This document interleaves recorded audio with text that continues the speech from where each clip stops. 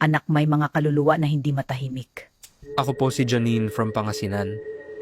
Hindi ko na lang po sasabihin ang exact city. Gusto ko sanang i-share ang nangyari sa akin kagabi. Nakabalik ako sa dorm around 10 p.m.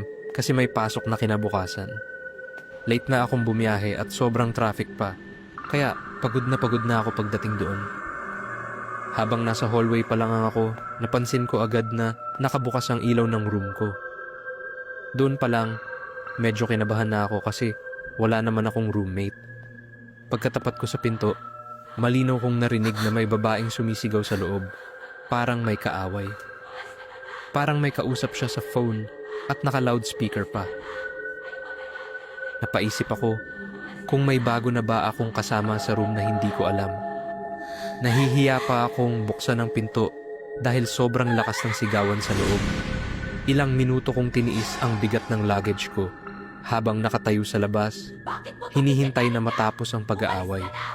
Nang biglang tumahimik ang loob, saka ko lang nilakasan ang loob ko at binuksan ang pinto.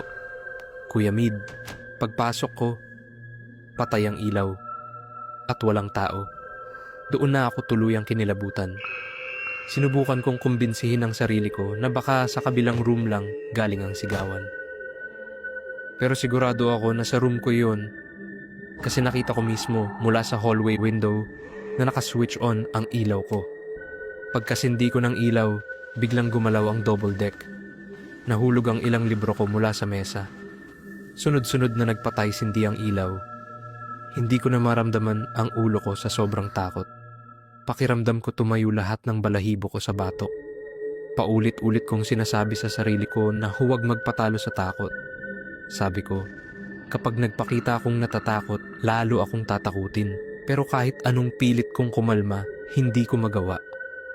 Sa gitna ng sobrang tensyon, may narinig akong malakas na sigaw ng babae mula sa field sa labas. Dali-dali akong tumakbo papuntang balkonahe para sumilip. Pero bago pa ako makarating, biglang sumara ang pinto sa likod ko. Kasunod noon, nag-brown out. Nabingi ako sa biglaang dilim at katahimikan. Ilang segundo ang lumipas, may narinig akong naglalakad sa hallway. Mabagal. May kasamang tunog ng kadena na kumikiskis sa sahig.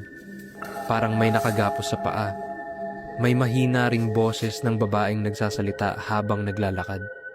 Palapit ng palapit ang tunog sa kwarto ko. Nakasiksik lang ako sa likod ng pinto, umiiyak at nanginginig. Ramdam ko ang bawat kalansing ng kadena. Huminto ang mga yapak sa mismong tapat ng pinto ko. Biglang bumalik ang ilaw. May kumatok. Hindi ko alam kung bubuksan ko ba o hindi. Pakiramdam ko katapusan ko na. Pero kahit nanginginig, tumayo ako at hinawakan ang doorknob. Pagbukas ko ng pinto, bumungad ang kaibigan ko. Bigla niya akong niyakap at sinabi na na-miss daw niya ako. Tinawanan pa niya ako kasi mukha raw akong basang sisiw. Tinanong niya kung broken-hearted ba ako at umiiyak. Hindi ko na lang kinuwento ang nangyari. Ayoko na kasing balikan. Kuya Mid, akala ko talaga katapusan ko na kagabi. Dati na akong nakakaramdam ng kakaiba sa room na iyon. Pero ngayon lang naging ganito, katindi. Hindi ako nakapasok ngayon kasi sobrang taas ng lagnat ko. From Janine, Pangasinan.